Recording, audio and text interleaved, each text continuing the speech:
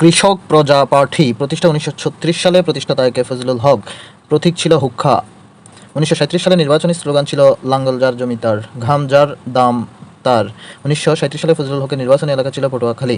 লক্ষ্য বা কর্মসূচি: জমিদারি প্রথা বিলোপ, মহাজনী ঋণ প্রথা থেকে কৃষককে মুক্তিদান, সেচ সুবিধা সৃষ্টি, বিনা বেতনে প্রাথমিক শিক্ষা চালু।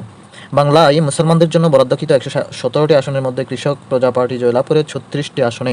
স্বতন্ত্র পার্টির মধ্যে 21 জন মুসলিম লীগে যোগ দিলে মুসলিম লীগের মোট আসন হয় 59টি। স্বতন্ত্র পার্টির মধ্যে 16 জন কৃষক প্রজা পার্টিতে যোগ দিলে কৃষক প্রজা পার্টির মোট আসন সংখ্যা দাঁড়ায় 55টি। নোট: এককভাবে কেউ সংখ্যাগরিষ্ঠতা অর্জন করতে পারেনি, তাই গভর্নরের নির্দেশে মুসলিম লীগ ও কৃষক প্রজা পার্টি কোয়ালিশনে গঠিত হয় প্রজা লীগ মন্ত্রিসভা।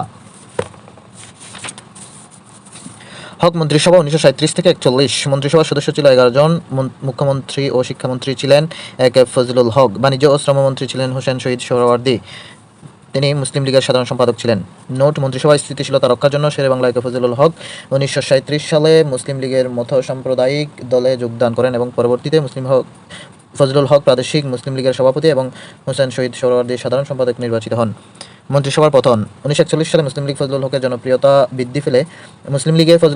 জনপ্রিয়তা বৃদ্ধি পেলে কেন্দ্রীয় সিদ্ধান্তের ব্যাপারে জিন্নাহ তাকে দ্বন্দ্ব বৃদ্ধির কারণে মুসলিম লীগের 21 জন সদস্য কোয়ালিশন ত্যাগ করে এবং মন্ত্রিসভায় কৃষক প্রজা পার্টির একমাত্র সদস্য সৈয়দ নওশের আলীও পদত্যাগ করলে ফজলুল হকের প্রথম মন্ত্রিসভার পতন ঘটে।